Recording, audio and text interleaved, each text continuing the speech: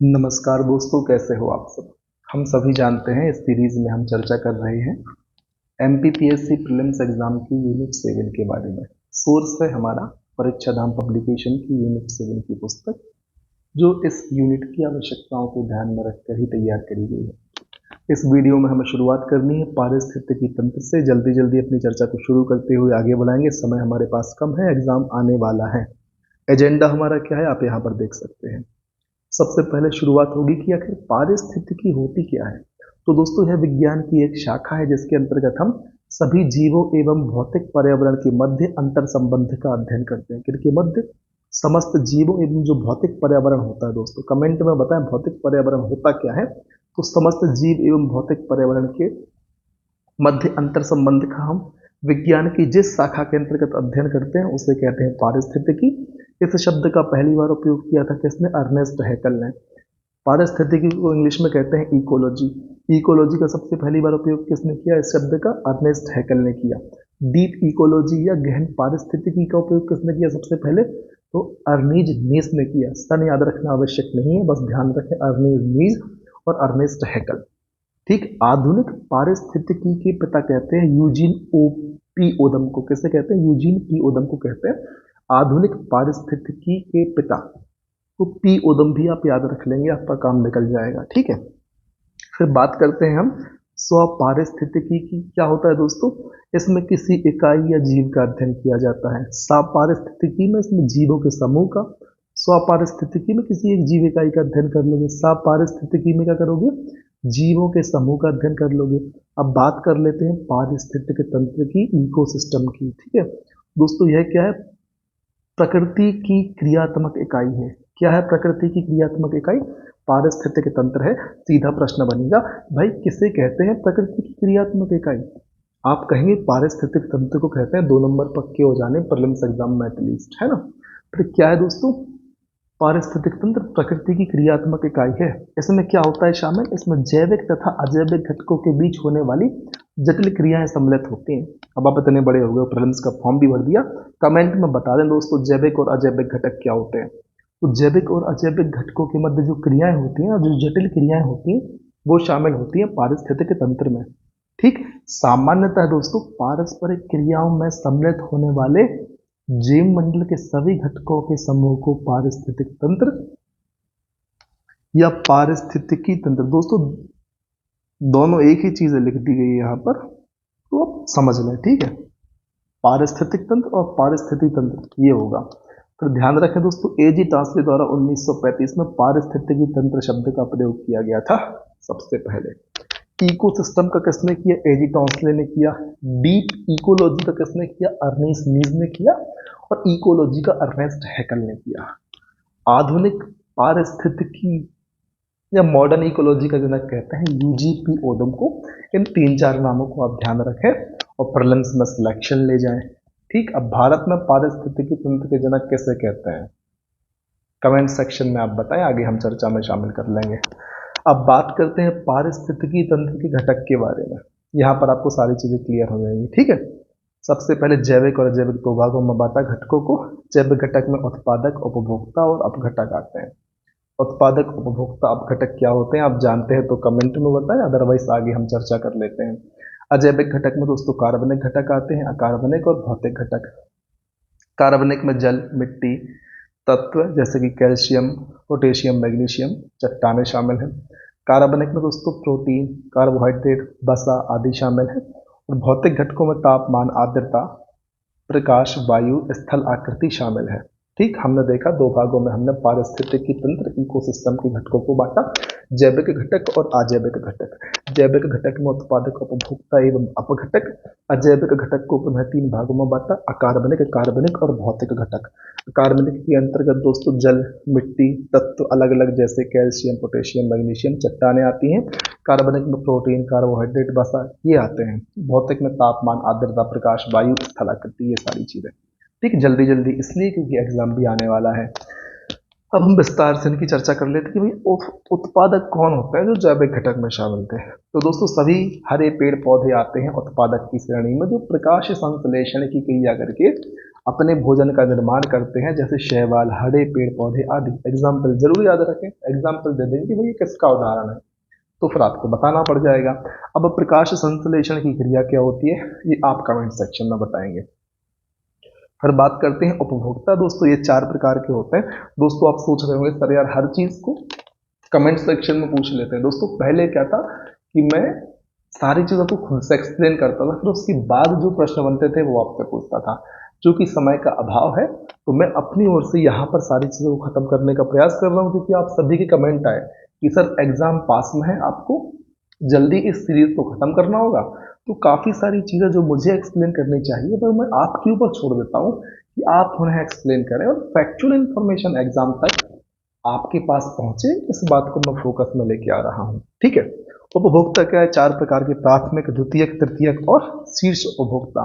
प्राथमिक क्या कहलाते हैं, जो अपने भोजन के लिए किस पर, उत्पादकों पर जैसे पौधों पर निर्भर होते हैं, प्राथमिक उपभोक्ता कहलाते हैं। शाक भक्षी भी इन्हें हम कहते हैं, जैसे खरगोश, बकरी, ऊंट, ये मांस नहीं खाते, मीट नहीं खाते, ये आपको ध्यान रखना, शाकाहारी होते हैं। द्वितीयक उपभोक्ता दोस्तों जो पोषण के लिए, शाक भक्षी मतलब जो खुद शाकाहारी जीव हैं, जैसे खरगोश, बकरी, ऊंट, इन पर निर्भर होते हैं, या अन्य प्राणियों या फिर पेड़ पौधे वगैरह खा लेते हैं।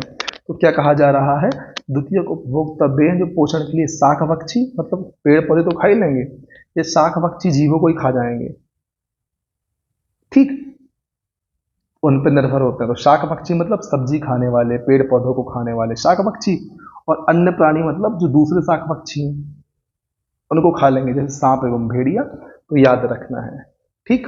फिर तृतीयक उपभोक्ता, सीधी सी बात मेरी आपको कहूं कि जो प्राथमिक उपभोक्ता की तरह शाकाहारी चीजें तो खाते हैं, साथ ही साथ अन्य प्राणियों को भी खा लेते हैं। तृतीयक उपभोक्ता क्या है दोस्तों, जो प्राथमिक द्वितीयक उपभोक्ता दोनों को अपना आहार बना लेते हैं, जैसे शेर, गिद्धबाज, ये सब खा जाते हैं। फिर शीर्ष उपभोक्ता क्या है, इन्हें उच्च मांसाहारी उपभोक्ता कहा जाता है, जैसे बाज एवं शेर। ठीक, इस प्रकार से हमने देखा क्या उत्पादक होते हैं, क्या उपभोक्ता होते हैं। उपभोक्ता के हमने 4 प्रकार देखे। अब देखते हैं कि अपघटक या डीकंपोजर क्या कहलाते हैं दोस्तों। तो बेघटक जो उत्पादक और उपभोक्ता की मृत्यु के बाद उन्हें वापस भौतिक तत्वों जैसे nitrogen, carbon dioxide, humus, ammonia, hydrogen आदि में बदल देते हैं, अपघटक कहलाते हैं। इनमें शामिल है कवक, जीवाणु और सूक्ष्म जीव। ध्यान रख लेना, आपको यहाँ पर उत्पादक देख सकते हैं आप, प्राथमिक उपभोक्ता जो इनको खा लेगा, द्वितीयक उपभोक्ता जो इनको भी निपटा देगा, इनको भी निपटा देगा, तृतीयक उपभोक्ता सबकी बैंड बजा देगा, मतलब सबको खा लेगा। आप उस प्रकार से चीजों को समझने के हिसाब से ले ताकि चीजें इंटरेस्टिंग बने, ठीक है। फिर बात करते हैं खाद्य श्रृंखला, फूड चेन की। दोस्तों जो इकोसिस्टम होता है, पारिस्थितिकी तंत्र होता है, यहाँ पर एक जीव से दूसरे जीव में भोज्य पदार्थों का स्थानांतरण होता है, उसे हम कहते हैं खाद्य श्रृंखला। आप देख रहे हैं उत्पादक से यहाँ जा रहा है, यहाँ से यहाँ से यहाँ से, इस प्रकार से जो स्थानांतरण हो रहा है ना, उसे हम कहते हैं खाद्य श्रृंखला। इसमें ऊर्जा का प्रवाह एक दिशा में होता है। ऊर्जा यदि यहाँ से घास फूस से टिड्डे में गई तो इस टिड्डे से वापस घास फूस में एनर्जी नहीं आएगी, गई मतलब गई, इसे कहते हैं एक दिशी प्रवाह या एक दिशा में प्रवाह की एनर्जी। यदि मेढक ने इस टिड्डे को खा लिया तो टिड्डे की एनर्जी मेढक में जाएगी, अब मेढक की वापस टिड्डे में नहीं आएगी, इसको ध्यान रखना है। इसलिए कहते हैं एक दिशा में प्रवाह होता है ऊर्जा का। अब दोस्तों खाद्य श्रृंखला 2 प्रकार की होती है, एक होती है चारण खाद्य श्रृंखला और दूसरी होती है अपघटक खाद्य श्रृंखला। चारण में दोस्तों घास को टिड्डा खाएगा, टिड्डे को मेढक, मेढक को सांप। अपघटक खाद्य श्रृंखला में क्या होगा, कचरा, कीट, कीट छोटी मक्खी, ये वाली प्रोसेस चलती है। यहाँ पर आप देख सकते हैं, इस डायग्राम से समझने का प्रयास कर सकते हैं। फिर बात करते हैं खाद्य जाल या फूड वेब को। दोस्तों विभिन्न खाद्य श्रृंखलाएं आपस में मिलकर खाद्य जाल बनाती हैं। अलग अलग प्रकार की खाद्य श्रृंखलाएं होती हैं, किसी को कुछ पसंद होता है खाने में, अलग अलग जीवों की, प्राथमिक उपभोक्ताओं की बात करें तो जीव ना बोले, उपभोक्ता बोले तो ज़्यादा बेटर समझ में आएगी। तो अलग अलग उपभोक्ताओं की अलग अलग खाने पीने की जो चीज़ें होती हैं, उस प्रकार से अलग अलग दोस्तों खाद्य श्रृंखलाएं बनती हैं, और इन बहुत सारी खाद्य श्रृंखलाओं को आपस में मिलाते हैं तो कहते हैं खाद्य जाल। और दोस्तों ऊर्जा का प्रवाह तो एक दिशा में ही होगा, लेकिन कई रास्तों से होकर गुजरता है, इस बात को आपको ध्यान रखना है। प्रवाह तो हमेशा एक दिशा में होगा। अब बात करते हैं कुछ और तथ्यों की। आप कहेंगे सर बहुत जल्दी आगे बढ़ रहे हैं। दोस्तों आप लोगों की ही मंशा थी, कमेंट सेक्शन में साफ नजर आई। आप लोग चाहते हैं जल्दी से सारी सीरीज खत्म हो जाए, इसलिए अब मेरा प्रयास है कि सबसे पहले सीरीज को खत्म कर दें ताकि आप लोगों को संतुष्टि मिले। इसलिए अब बहुत तेज गति से हम आगे बढ़ रहे हैं। एक्सप्लेनेशन को मैंने यहाँ पर अब 80% घटा दिया है और 20% पर आ गए हैं, ताकि चीजें पहले आप देखते हो कि यार मैं आधे घंटे 1 घंटे की क्लास लेता था, कुछ कुछ चीजें ही कवर होती थी, मतलब ज्यादा समय में कम चीजें कवर होती थी, तो वहां पर एक्सप्लेनेशन ज्यादा था, थॉट्स ज्यादा थे, कुछ नई चीजें जो मेरे दिमाग में रहती वो ज्यादा रहती थी। अब आपने कहा कि सर जल्दी, अब आपने जल्दी बोला, तो जल्दी का मतलब क्या होता है, आपको जल्दी सारी चीजें कवर करानी है, समय उतना ही है और उतने समय में आपको ज्यादा चीजें चाहिए, तो फिर वहां पर एक्सप्लेनेशन कम होना ही लाजमी सी बात है। चलिए जान लेते हैं क्या बताने का प्रयास किया जा रहा है। दोस्तों, समुद्री खाद्य श्रृंखला में फाइटोप्लैंक्टन्स मुख्य प्राथमिक उत्पाद होते हैं, ध्यान रखना है। मुख्य प्राथमिक उत्पाद फाइटोप्लैंक्टन्स कहाँ होते हैं? समुद्री खाद्य श्रृंखला में होते हैं। चीनी अपघटक तथा प्राथमिक उपभोक्ता दोनों की श्रेणी में आता है। क्या दोस्तों, ध्यान रखें, जो चींटी है, मैंने चीनी बोल दिया, चींटी दोस्तों अपघटक एवं प्राथमिक उपभोक्ता दोनों की श्रेणी में आता है। साग सब्जियां सेवन करने वाले मनुष्य प्राथमिक उपभोक्ता, जबकि मांस का सेवन करने वाले द्वितीयक श्रेणी में आते हैं। ये भी आप जानते ही हो, बताने वाली बात नहीं है। फिर देखें, एक समुद्री आहार श्रृंखला का सही क्रम है डायटम, जिसे सौपोषी होते हैं, फिर क्रस्टेशियाई शाकाहारी उपभोक्ता होते हैं, फिर हेरिंग मांसाहारी उपभोक्ता। डायटम ऐसा देखें आप, ये होते हैं स्वपोषी, जैसे हमारे यहाँ घास पेड़ पौधे होते हैं। फिर क्रस्टेशियाई मतलब शाकाहारी उपभोक्ता, जैसे खरगोश होते हैं, शाकाहारी मनुष्य होते हैं। फिर हेरिंग मतलब मांसाहारी उपभोक्ता, जैसे यहाँ पर लोमड़ी हो गई, शेर हो गया, ये सब मांसाहारी हो गए। तो इस प्रकार से समुद्र में भी अलग अलग नाम हो गए, डायटम हो गया, क्रस्टेशियाई हो गया और हेरिंग हो गया। उम्मीद है समझ में चीजें आई होंगी। एक्सप्लेनेशन इतना ही होगा क्योंकि समय का थोड़ा सा अभाव चल रहा है और हमें सीरीज को कंप्लीट करना है, आपकी भी ऐसी ही मांग है। अब बात कर लेते हैं परीक्षा उपयोगी कुछ तथ्यों की। ग्रीन तथ्य यहाँ पर इनको नाम दिया है, ध्यान रखें। ग्रीन गोल्ड कहते हैं बांस को। ग्रीन गोल्ड क्रांति का संबंध है चाय उत्पादन से, ध्यान रखना है दोस्तों। ग्रीन गोल्ड हम कहते हैं बांस को, लेकिन ग्रीन गोल्ड क्रांति का संबंध चाय उत्पादन से है। ग्रीन मफलर योजना किससे संबंधित है? ध्वनि प्रदूषण से है। दोस्तों, कान में लगाते हैं मफलर, मफलर लगाओगे तो ध्वनि कम आएगी, तो समझ लें ग्रीन मफलर ध्वनि प्रदूषण। ग्रीन आर्मी दोस्तों, ऑस्ट्रेलिया ने पर्यावरण संरक्षण के लिए 15,000 युवाओं को इसमें नियुक्त किया था, ध्यान रखना है। ग्रीन आर्मी का संबंध ऑस्ट्रेलिया से है। ग्रीन पीस क्या है दोस्तों? ग्रीन पीस एक अंतर्राष्ट्रीय पर्यावरण संरक्षण एनजीओ है, मुख्यालय है एम्स्टर्डम नीदरलैंड में। स्थापना किस सन में हुई थी आप बताएंगे। ग्रीन डेवलपमेंट पुस्तक के लेखक हैं WM एडम्स, पिछले वीडियो में भी चर्चा की थी। ग्रीन ऑस्कर कहते हैं विटली अवार्ड को दोस्तों, इसकी चर्चा हम पहले ही कर चुके हैं अवार्ड वाले सेक्शन में। क्यों दिया जाता है आप कमेंट सेक्शन में बताएं। फिर दोस्तों, ग्रीन रेवोल्यूशन का प्रारंभ हुआ था 1966-67 में। भारत में ग्रीन रेवोल्यूशन के जनक कौन थे, दुनिया में कौन थे, कमेंट सेक्शन। फिर ग्रीन हाउस गैस दोस्तों, इसमें सबसे ज्यादा योगदान कार्बन डाइऑक्साइड का होता है। फिर किसका, फिर किसका, फिर किसका, इसकी चर्चा की, अब आप कमेंट सेक्शन में बता देंगे। फिर ग्रीन मिल्क दोस्तों, मैसूर के केंद्रीय खाद्य तकनीक अनुसंधान संस्थान, कहां पर दोस्तों? केंद्रीय खाद्य तकनीक अनुसंधान संस्थान, ये मैसूर में है। और दोस्तों, मैसूर किस राज्य में है, कमेंट सेक्शन में बताएं। तो दोस्तों, यहां पर क्या हुआ, या इसने क्या किया, 18 दिसंबर 2019 को ग्रीन मिल्क का आविष्कार किया। भाई किसने किया ग्रीन मिल्क का आविष्कार? केंद्रीय खाद्य तकनीक अनुसंधान संस्थान में, जो कि मैसूर में स्थित है, इन्होंने ग्रीन मिल्क का आविष्कार कर लिया। फिर दोस्तों, ग्रीन सिटी, हरे भरे पेड़ पौधे की आवरण के कारण चंडीगढ़ को हम कहते हैं ग्रीन सिटी। भाई चंडीगढ़ को क्या बोलते हैं? Green city. तो ग्रीन वॉश दोस्तों, पर्यावरण संरक्षण का झूठा वादा करने वालों को हम कहते हैं ग्रीन वॉश, ठीक है, उल्लू बनाने वालों को। इनको समझ नहीं आता, खुद कोई उल्लू बना रहे हैं, खुद की बैंड बजनी है एट द एंड, खुद की इन द सेंस खुद की तो बैंड बजनी है, दूसरे की बैंड बजा देंगे। क्यों? पर्यावरण नुकसान ये करेंगे और फिर उसकी भरपाई सब लोग करेंगे। भाई एयर पॉल्यूटेड होती, ऐसा तो है नहीं कि जिसने पॉल्यूशन फैलाया वो बस सांस नहीं ले पाएगा, घुटन तो सबको ही होनी है। तो दायित्व तो हमारा भी बनता है कि हम कचरा ना फैलाएं या प्रदूषण ना फैलाएं, साथ ही साथ दूसरों को भी हम अवेयर करें, जागरूक करें, उनको बताएं कि भाई ऐसा करना निकट भविष्य में पर्यावरण के लिए और पर्यावरण के साथ साथ हमारे लिए, क्योंकि हमने पारिस्थितिकी तंत्र में क्या पढ़ा कि पारस्परिक संबंध पर टिका हुआ है पूरा हमारा पारिस्थितिकी तंत्र। संबंध बिखरा तो सबकी खटिया खड़ी होनी है, इस बात को ध्यान रख लें, ठीक है। फिर पारिस्थितिकी तंत्र के प्रकार तो दोस्तों प्राकृतिक हो गया, कृत्रिम हो गया। प्राकृतिक भी दो प्रकार का है, स्थलीय जहाँ हम लोग रहते हैं, जलीय जहाँ पर मछलियाँ रहती हैं। बाकी सारी चीजें चर्चा करनी है, मैं आपको ऐसे ही बता देता हूँ सामान्य भाषा में, ठीक है। तो परेशान ना हो। और दोस्तों कृत्रिम में तो हम जानते ही हैं, तो देख लेते हैं प्राकृतिक में जलीय और स्थलीय। जलीय में क्या आएगा, लवणीय जल, स्वच्छ जल और संक्रमण वाला सेक्टर आएगा। लवणीय जल समुद्र वाला हो गया। स्वच्छ जल में दोस्तों दो प्रकार का होता है, लैंटिक जैसे कि रुका हुआ पानी, झील एवं तालाब। लोटिक मतलब बहता हुआ जल, नदी और झरना। संक्रमण मतलब आप समझ सकते हैं, ये आपको बताना है कि संक्रमण क्या है। स्थलीय में दोस्तों वन, मरुस्थल, घास आएंगे। ठीक, संक्रमण आप ऐसा समझ लें जहां पर लवणीय जल और स्वच्छ जल दोनों का मिलन स्थल होता है, जैसे कि एक साइड समुद्र है और दूसरी साइड नदी बहकर आ रही है, तो ये हो गया संक्रमण क्षेत्र जहां इनका मिलन होने वाला है। तो यहाँ पर दोस्तों एक अलग जलीय पारिस्थितिकी तंत्र बनेगा।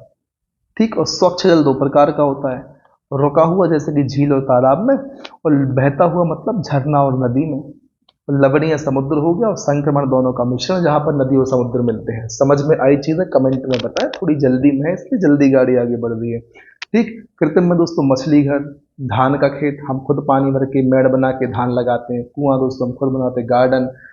तो ये सारे जो एक्वेरियम भी आप ले सकते हैं, ये सारे जो पारिस्थितिक तंत्र है ये कृत्रिम हो जाते हैं दोस्तों। ठीक है, इसको ध्यान रखना है। फिर पारिस्थितिकी तंत्र के प्रकार दोस्तों विस्तार में पढ़ लेते हैं, जैसे कि स्थलीय पारिस्थितिकी तंत्र, स्थल पर पाए जाने वाले सभी आवासों स्थानों की पारिस्थितिकी आती है, जैसे वन पारिस्थितिकी, मरुस्थलीय, घास पारिस्थितिकी। वन पारिस्थितिकी में दोस्तों टुंड्रा, इसमें लाइकेन झाड़ियां, तैगा इसमें शंकुधारी वन, पर्णपाती इसमें पतझड़ वन, सदाबहार इसमें वर्षा वन शामिल हैं। ठीक, फिर दोस्तों उष्णकटिबंधीय या सदाबहार वन सर्वाधिक उत्पादकता वाला इकोसिस्टम है। प्रश्न पूछा जाएगा सबसे ज्यादा उत्पादकता वाला कौन सा इकोसिस्टम है, तो उष्णकटिबंधीय या सदाबहार वन सर्वाधिक उत्पादकता वाला इकोसिस्टम है। सबसे कम उत्पादकता वाला मरुस्थल है। और दोस्तों घास स्थल पारिस्थितिकी में उष्णकटिबंधीय व शीतोष्णकटिबंधीय घास शामिल होती हैं। अब घास के मैदान दोस्तों आपने सुने होंगे, दो प्रकार के होते हैं, उष्णकटिबंधीय घास के मैदान और शीतोष्णकटिबंधीय घास के मैदान। तो दोस्तों हमें ध्यान रखना है कि कौन से घास के मैदान कहाँ पाए जाते हैं। ध्यान रखें, अल्फा अल्फा पंपास अर्जेंटीना में मिलते हैं। सवाना घास दोस्तों सेंट्रल अफ्रीका या मध्य अफ्रीका, लेंटाना मैक्सिको, बन्नी गुजरात कच्छ, सोनमर्ग गुलमर्ग कश्मीर घाटी में है, डाउन्स दोस्तों ऑस्ट्रेलिया में है, प्रेरीज घास मैदान उत्तरी अमेरिका में है, कंबोज ब्राजील में है, लानोज वेनेजुएला कोलंबिया में है, वेल्ड घास पार्कलैंड घास दक्षिण अफ्रीका में है, स्टेपी मध्य एशिया में है, पटाना श्रीलंका में है, पोस्टाज यूरोप हंगरी में है। यदि आपको एक बार में याद नहीं हुआ तो वीडियो थोड़ा सा पीछे करके आप फिर से सुन सकते हैं। ठीक है, अब हम चर्चा यहीं पर कर लेते हैं, पारिस्थितिकी पदछाप या इकोलॉजिकल फुटप्रिंट क्या होते हैं। तो दोस्तों पारिस्थितिकी घटकों की वह जरूरी मात्रा जो मानव को उसकी जीवन शैली को सुचारू रूप से चलाने के लिए जरूरी होती है, इकोलॉजिकल फुटप्रिंट कहलाती है। और दोस्तों इनका मापन यूनिट क्या है, भूमंडलीय hectare, global hectare GH। Global hectare या भूमंडलीय हेक्टेयर किसकी यूनिट है, इकोलॉजिकल फुटप्रिंट को मापने की यूनिट है। और ये होते क्या है, पारिस्थितिकीय घटकों की वह जरूरी मात्रा जो मानव को उसकी जीवन शैली को बढ़िया तरीके से मेंटेन करने के लिए, चलाने के लिए, जीने के लिए आवश्यक होती है। इतना आपको ध्यान रख लेना है। अब बात करते हैं दोस्तों जलीय पारिस्थितिकी तंत्र की। स्थलीय की हमने बात कर ली। जलीय में दोस्तों महासागरीय और स्वच्छ जल वाला। महासागरीय को आप लवणीय बोल सकते हैं, स्वच्छ जल वाले को आप लैंटिक लोट में दो भागों में बांटा था हमने, और एक संक्रमण वाला होगा। ठीक है, महासागरीय जल दोस्तों सबसे बड़ा व स्थायी इकोसिस्टम है, याद रखना है। सभी में सबसे बड़ा कौन सा है, महासागरीय जलीय पारिस्थितिकी तंत्र सबसे बड़ा और सबसे स्थायी है। तो स्वच्छ जलीय पारिस्थितिकी तंत्र ये सबसे छोटा है दोस्तों, दो प्रकार का होता है, लैंटिक और लोटिक। लैंटिक में रुका हुआ जल जैसे तालाब एवं झील, लोटिक में बहता हुआ जल नदी एवं झरना। अब संक्रमणकालीन दोस्तों इसके अंतर्गत ज्वार नदमुख, वही नदी का मुहाना और समुद्र का मिलन स्थल, आर्द्र वेटलैंड और मैग्रोव डेल्टा आदि शामिल होते हैं। अब बात करते हैं पारिस्थितिकी खाद्य पिरामिड की। दोस्तों बहुत जल्दी गाड़ी आगे बढ़ रही है, समय एग्जाम नजदीक है, इसलिए पारिस्थितिकी और खाद्य पिरामिड यहाँ पर दोस्तों तीन प्रकार से बांट सकते हैं, संख्या पिरामिड, जैव भार पिरामिड एवं ऊर्जा पिरामिड। अब दोस्तों संख्या पिरामिड सीधा भी बनता है, उल्टा भी बनता है। कैसे बनता है इसकी चर्चा कर लेंगे। जैव भार पिरामिड दोस्तों सीधा भी बनता है, उल्टा भी बनता है, पारिस्थितिकी तंत्र पर निर्भर है, हम बताएंगे आपको आगे चल के। और दोस्तों ऊर्जा पिरामिड हमेशा सीधा ही बनेगा, इस बात को आपको ध्यान रखना है।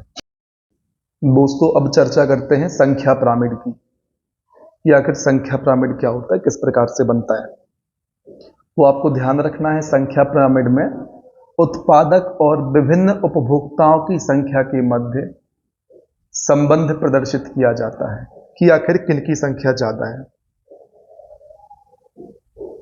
एक चीज ध्यान रखनी है, पिरामिड में हम सबसे नीचे लेते हैं उत्पादक, फिर प्राथमिक उपभोक्ता, द्वितीयक उपभोक्ता, और इस प्रकार से एक क्रम चलता रहता है। ठीक है, तो यहां पर देखते हैं जो संख्या पिरामिड है दोस्तों वह सीधा या उल्टा हो सकता है। अब हम देखते हैं किस प्रकार से सीधा होता है और किस प्रकार से उल्टा। यदि हम सामान्य तौर पर बात करें संख्या पिरामिड की और एक वृक्ष के रूप में बात करें, तो सामान्य तौर पर आपने देखा होगा कि घास फूस पेड़ पौधे काफी सारी मात्रा में होते हैं। यदि उन पौधों की और घास के जो छोटे छोटे पौधे हैं और जितने भी तमाम पेड़ पौधे हैं उनकी संख्या को हम काउंट करें और उन पर निर्भर रहने वाले जीव जितने हैं उनकी संख्या को काउंट करें, तो हम पाएंगे कि जो उत्पादक हैं पेड़ पौधे घास फूस हैं उनकी संख्या ज्यादा रहती है और उनको खाने वालों की संख्या जैसे बकरी खरगोश उनकी तुलना में कम होती है। और जो बकरी खरगोश को खाते हैं बाघ चीता शेर, इनकी संख्या उससे भी कम होती है। तो दोस्तों इस प्रकार से आप देख सकते हैं उत्पादक की संख्या सबसे ज्यादा है, उसके बाद फिर प्राथमिक उपभोक्ता, फिर द्वितीयक उपभोक्ता। तो इस प्रकार से एक संख्या पिरामिड तो इस प्रकार से बनता है जब हम एक सामान्य परितंत्र की बात करते हैं। और यदि हम बात करें एक वृक्ष के इकोसिस्टम की, तो हम सभी जानते हैं दोस्तों वृक्ष तो एक अपने आप में एक उत्पादक भी है और वृक्ष एक ही है मात्रा में। यदि हम एक पेड़ की बात करें तो इस एक पेड़ के ऊपर काफी सारे पक्षी निर्भर होते हैं और उन पक्षियों से ज्यादा संख्या उस पेड़ पर कीटों की होती है। तो जब हम पेड़ के परिप्रेक्ष्य में बात करेंगे तो पेड़ में दोस्तों आप पाएंगे कि जो संख्या पिरामिड है उत्पादक की संख्या बहुत कम होगी, एक ही पेड़ है, उसके बाद फिर पक्षी और उसके बाद फिर छोटे कीट। तो इस प्रकार से संख्या पिरामिड की बात करें तो वृक्ष के लिए उल्टा बनेगा और सामान्य परिप्रेक्ष्य में सीधा बनेगा। फिर बात करते हैं दोस्तों डिटेल में, जो यहां पर दिखाया गया है कि सीधा संख्या पिरामिड।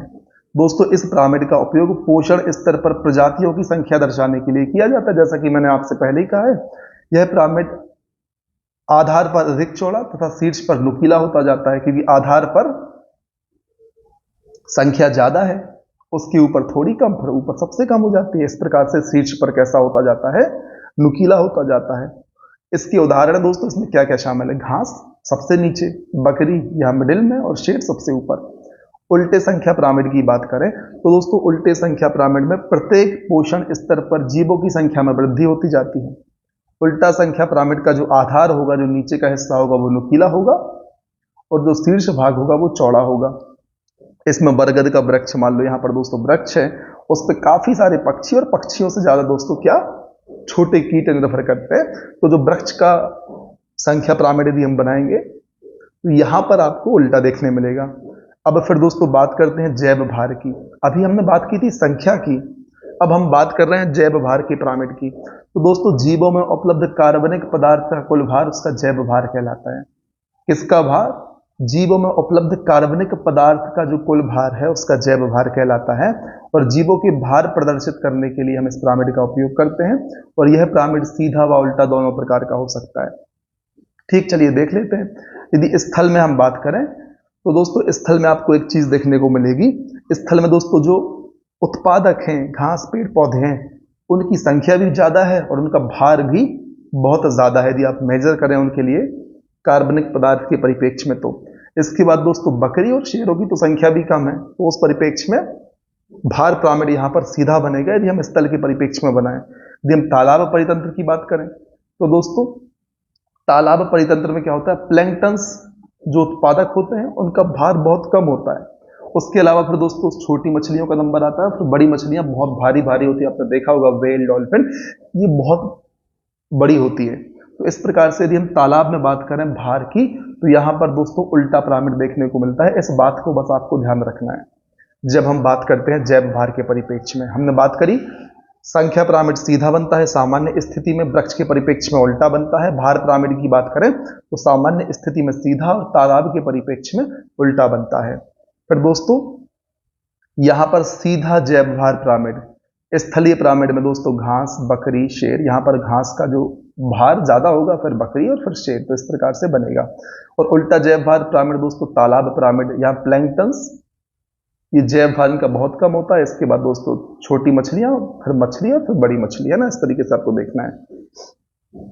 छोटी मछली और मछली एक ही परिप्रेक्ष्य में, वो उनके जैव भार के आधार पर बताया गया है। आपको मानना है कि जो तालाब पिरामिड होगा वहां पर जैव भार का उल्टा पिरामिड देखने को मिलेगा।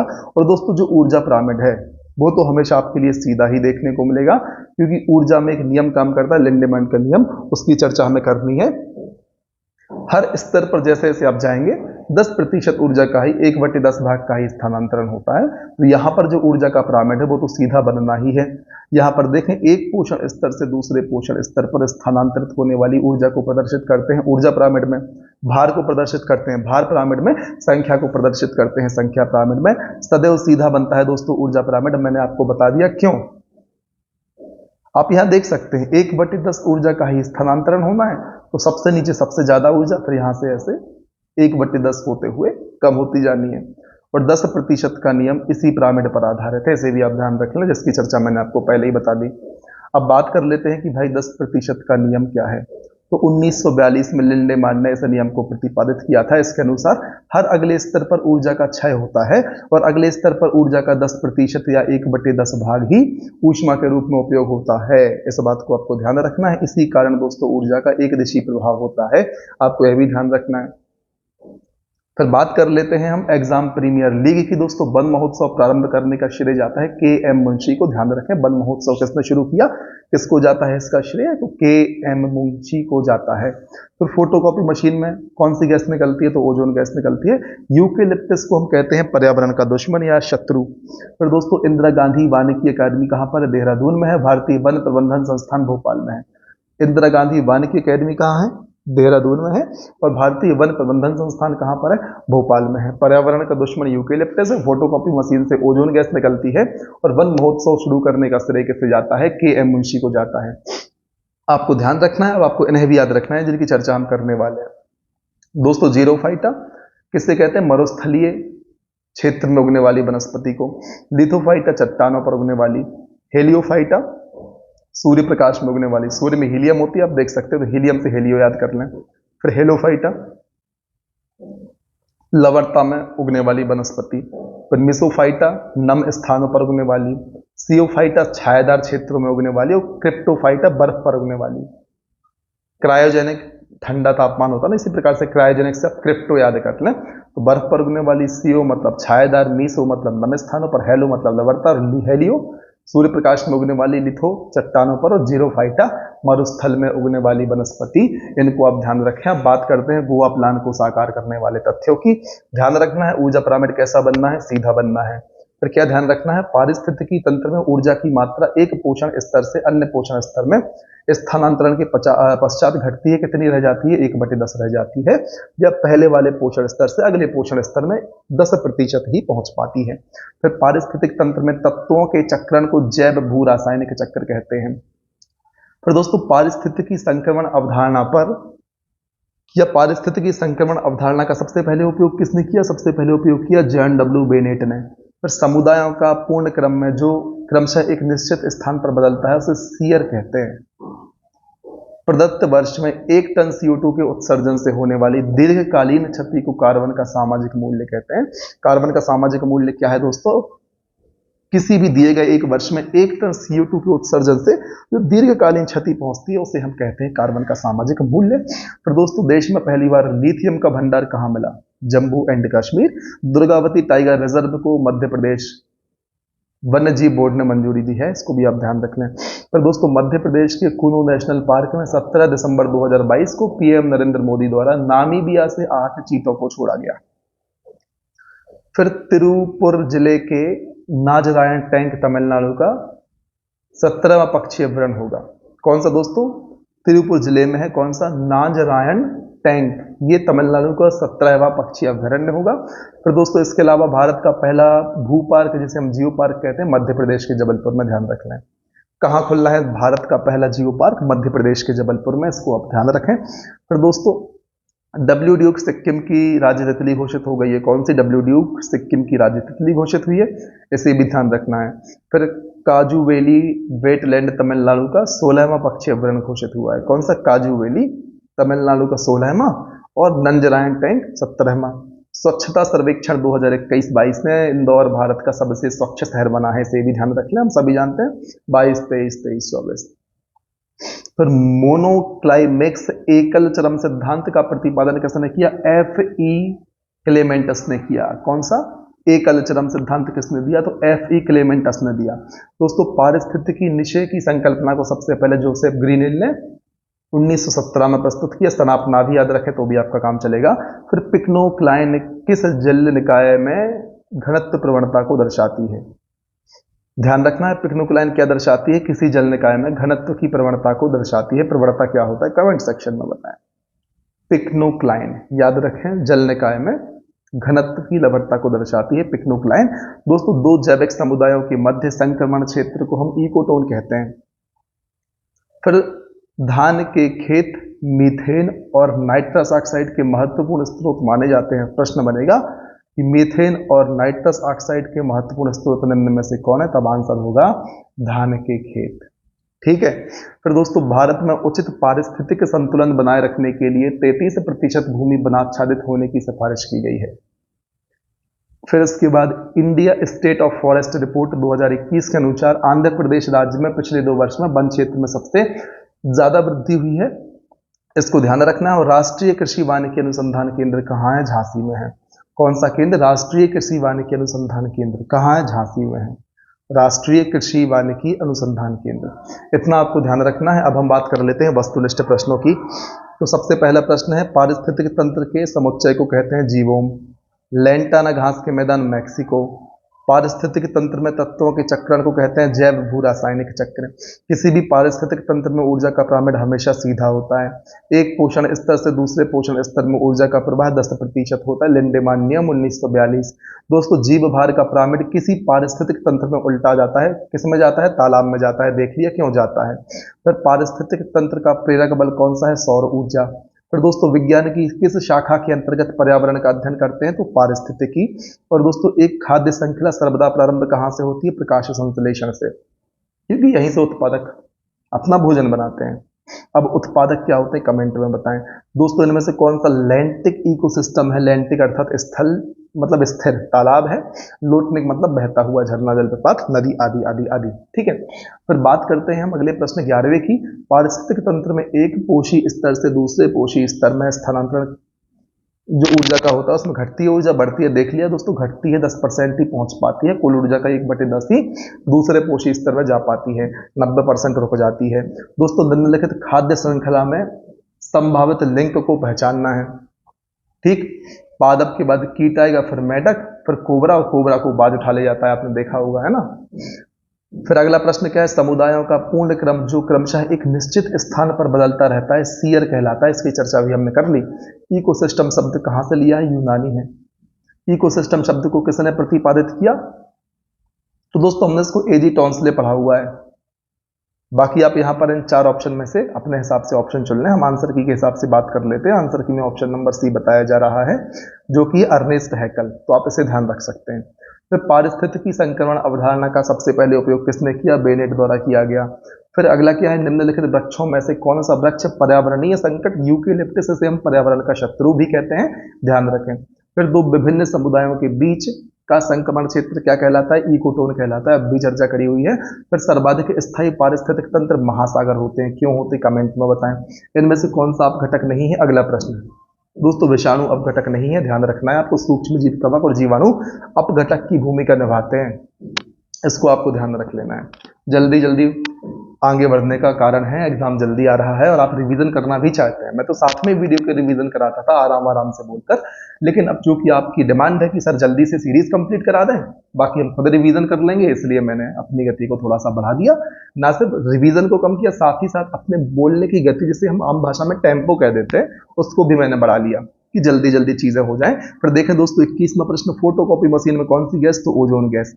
अल्फा अल्फा घास अर्जेंटीना, पार्कलैंड घास दक्षिण अफ्रीका। ग्रीन मिल्क का विकास खाली स्थान केंद्रीय खाद्य तकनीक अनुसंधान संस्थान द्वारा, तो मैसूर केंद्रीय खाद्य तकनीक अनुसंधान संस्थान द्वारा ग्रीन मिल्क का विकास किया गया। फिर पृथ्वी का अधिकतम या पृथ्वी का सर्वाधिक बृहत्तम पारिस्थितिक तंत्र कौन सा है? जैव मंडल। निम्न में से किस कार्य के से पारिस्थितिक संतुलन बिगड़ता है? दोस्तों वन को उन्मूलित कर दोगे, वनों को काट दोगे तो पारिस्थितिक तंत्र बिगड़ जाएगा। तो दोस्तों पारिस्थितिकी स्थायी मितव्ययता है, यह किस आंदोलन का नारा है? क्या पारिस्थितिकी स्थायी मितव्ययता है या स्थायी मितव्ययिता है? यह किस आंदोलन का नारा है? पारिस्थितिकी स्थायी मितव्ययिता किसका है? तो चिपको आंदोलन का है। कब हुआ था? कौन इसका लीडर था? आप सारी चीजें बताएं। एपिको आंदोलन, साइलेंट पश्चिमी घाट बचाओ आंदोलन, नर्मदा बचाओ आंदोलन। जितनी जानकारी आपको प्राप्त है कमेंट सेक्शन में बताएं। और परितंत्रों की घटती उत्पादकता में क्रम में उनका निम्न में से कौन सा अनुक्रमण सही है? घटती उत्पादकता सबसे ज्यादा दोस्तों मैग्रोव में होती है। फिर दोस्तों यहां पर घास पर स्थल, फिर झील और फिर महासागर। ध्यान रखना जो आंसर मैं आपको बता रहा हूं वो इस पुस्तक की आंसर की के हिसाब से बता रहा हूं, ठीक है। यहां पर ज्यादा दिमाग में बिल्कुल नहीं लगा रहा हूं क्योंकि फिलहाल टारगेट है इस पुस्तक को कंप्लीट करना ताकि सीरीज कंप्लीट हो जाए। फिर जितनी भी कॉन्सेप्चुअल बातें हैं उनकी चर्चा हम अलग से कर लेंगे। 29वां प्रश्न क्या है? एक घास स्थलीय पारिस्थितिकी तंत्र की खाद्य श्रृंखला में विभिन्न घटकों का सही क्रम क्या है? तो दोस्तों इसमें घास, फिर टिड्डा, फिर मेढक, फिर सर्प। इसको आपको ध्यान रखना है। 28वें प्रश्न में मुझे एक चीज लग रही है, चलिए उसकी चर्चा हम आगे कर लेंगे। फिर 30वां प्रश्न क्या कहता है? प्रथम पोषक स्तर के अंतर्गत क्या आते हैं? हरित पादप आते हैं, चर्चा कर चुके हैं। फिर खाद्य श्रृंखला में मानव दोस्तों क्या है? प्राथमिक और द्वितीयक उपभोक्ता है। क्यों है? कमेंट में बताएं। एक मनुष्य के जीवन को सुचारू रूप से चलाने के लिए न्यूनतम आवश्यक भूभाग को क्या कहते हैं? पारिस्थितिकी पदछाप कहते हैं। पारिस्थितिकी पदछाप के मापन की कई भूमंडलीय हेक्टेयर है, ग्लोबल हेक्टेयर हमने बात कर ली है। फिर गहन पारिस्थितिकी डीक इकोलॉजी शब्द का प्रयोग किया था अर्नीस्ट नेस ने, और इकोलॉजी का किसने किया आप बताएंगे। दोस्तों पारिस्थितिकी निकेत निश्चय क्या है आप ये बताएं। दोस्तों ये है प्राकृतिक परिवेश जहां जीव अपने जीवीय संबंध तथा भौतिक पर्यावरण में रहता है, उसे हम कहते हैं इकोलॉजिकल नीच है या पारिस्थितिकी निकेत। फिर बात करते हैं 36वें प्रश्न की। तो दोस्तों शंकुधारी वन कहाँ पाए जाते हैं? शीतोष्ण क्षेत्र में पाए जाते हैं। विश्व का फेफड़ा कहते हैं अमेजन वन को। कहाँ पर है बताएं। ग्रीन डेवलपमेंट, WM एडम्स की पुस्तक है। और फिर दोस्तों इनमें से कौन सा कृत्रिम पारिस्थितिकी तंत्र है? तो धान का खेत कृत्रिम पारिस्थितिकी तंत्र है। इसकी चर्चा भी हमने पहले ही कर ली थी, ठीक है। अब दोस्तों इस प्रकार से हमारा यह टॉपिक भी खत्म होता है। आपको करना क्या है? वीडियो से यदि बेनिफिट होता है तो आपको हमारा सपोर्ट करना है। सपोर्ट कैसे करना है? आपको वीडियो को लाइक कर देना है, शेयर भी कर देना है। इसके अलावा चैनल को सब्सक्राइब कर लें, बेल आइकन प्रेस कर लें ताकि आने वाले समय में जितनी भी वीडियोस हम अपने चैनल पर अपलोड करें उनके नोटिफिकेशन आपको तुरंत प्राप्त हो जाए। टेलीग्राम चैनल भी हमारा है जिसकी लिंक आपको हर वीडियो के डिस्क्रिप्शन में मिलती ही है। आप चाहें तो उसको भी ज्वाइन कर लें ताकि वहाँ पर जो और दूसरी जानकारी हम आप तक पहुँचाते हैं वो आप तक सुचारू रूप से पहुँच सके, ठीक है। कई बार नोटिफिकेशन यूट्यूब की साइट से आपको नहीं भेजा जाता, लेकिन हम टेलीग्राम पर हर वीडियो को अपलोड कर देते हैं, तो आपके लिए सुविधा हो जाएगी यदि आप उसे भी ज्वाइन कर लेते हैं। तो आपको करना क्या? बने रहना है, मेहनत करना है, आगे बढ़ना है, और तब तक ना रुके दोस्तों जब तक आपको आपका लक्ष्य प्राप्त नहीं होता। जय हिंद, वंदे मातरम।